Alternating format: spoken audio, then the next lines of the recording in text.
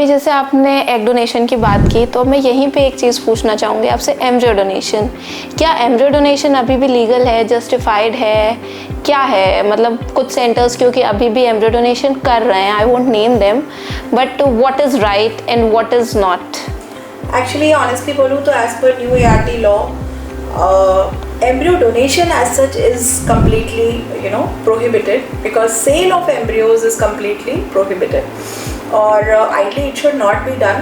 लेकिन बहुत बार ऐसा होता है कि किसी कपल में मेल को भी इक्वली प्रॉब्लम है और फीमेल को भी इक्वली प्रॉब्लम है. वहाँ पे आपको क्या करना है कि डोनर एग को लेना है और डोनर स्पर्म को लेना है, जो कि उस पेशेंट के लिए लिए जाएंगे, और फिर उनके बेबी को क्रिएट करके आप उस कपल को दे सकते हो. ना कि पहले जैसे बहुत बार क्या होता था कि किसी कपल की डिलीवरी हो गई तो उनके जो डिस्कार्डेड एम्ब्रियोज हैं, बहुत बार वो एक आम तौर पे यूज़ कर लिए जाते थे as in the form of embryo donation, specially for the poor patients, जो बहुत ही कम कॉस्ट पे लोगों को दे दिए जाते थे, जो बहुत ज़्यादा अफोर्ड नहीं कर पाते थे. But fortunately unfortunately there is a new law in place जहाँ पे sale of embryos is prohibited. And अगर कोई सेंटर्स ऐसे हैं जो कर रहे हैं, they should not do it, because ethically it is not right. And secondly अगर करना भी है तो it is IVF with donor egg with donor sperm rather than the embryo donation.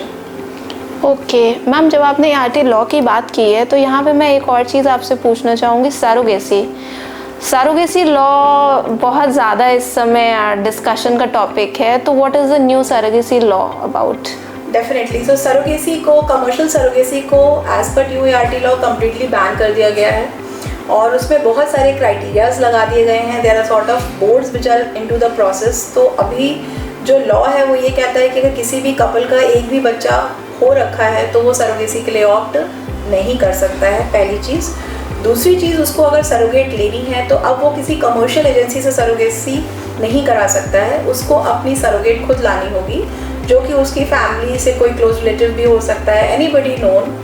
Third, वो कोई उसको मॉनिटरी हेल्प नहीं करेगा, वो सिर्फ एल्ट्रिस्टिक, यानी कि वो सिर्फ उसको फेवर करेगी जहाँ पे वो उसके मेडिकल टेस्ट और ट्रीटमेंट्स को बेयर कर सकता है. और मोस्ट क्रिटिकल चीज़ कि अब आपको सबसे पहले अपनी एलिजिबिलिटी के अप्रूवल्स आपको कोर्ट से, डिस्ट्रिक्ट मजिस्ट्रेट से लेने होते हैं. जब आपको कोर्ट अप्रूवल देता है कि आप सरोगेसी ले सकते हैं, तब आपको सरोगेट की एलिजिबिलिटी के अप्रूवल्स आपको कोर्ट से लेने होते हैं. जब ये दोनों ही अप्रूवल्स आपको मिल जाते हैं, तब सरोगेसी रजिस्टर्ड क्लिनिक से आप सरोगेसी करा सकते हो.